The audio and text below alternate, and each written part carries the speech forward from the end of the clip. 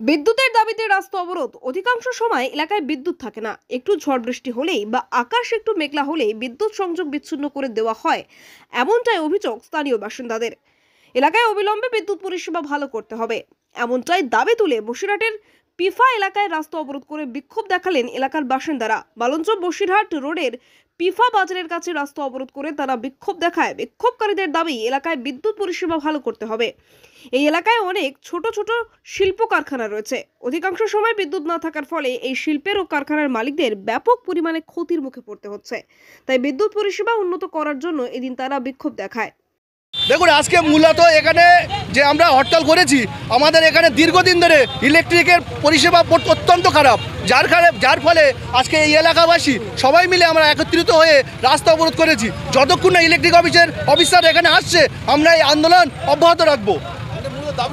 আমাদের দাবি, আমাদের ইলেকট্রিক পরিষেবা অল টাইম সবসময় সার্ভিস ভালো দিতে হবে।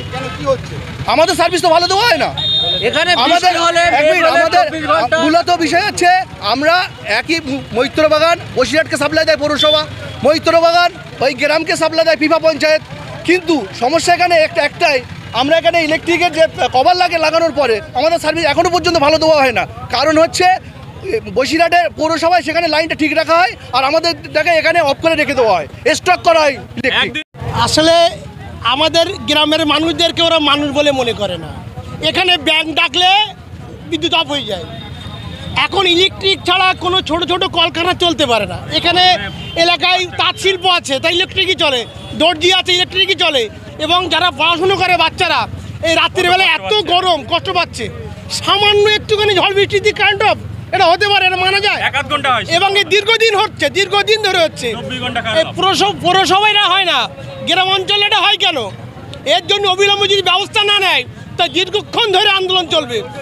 যতক্ষণ আমাদের এখানে বিক্ষোভ মূলত, যদি সুন্দরবনে মেঘ হয়, এখানে 72 ঘন্টা ইলেকট্রিক সাপ্লাই বন্ধ থাকে।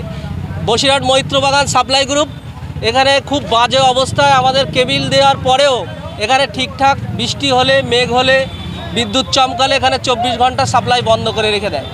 এবং এই টোটাল এলাকাটা ইলেকট্রিকের উপরে ছোট ছোট শিল্প কারখানা এখানে সব বন্ধ থাকে, মানুষ একদম কর্মহীন হয়ে পড়ে। আমরা এখানে চাই অল টাইম প্রকৃত কারণ ছাড়া ইলেকট্রিক বন্ধ করা যাবে না। আমরা bureau report, DN news Bangla.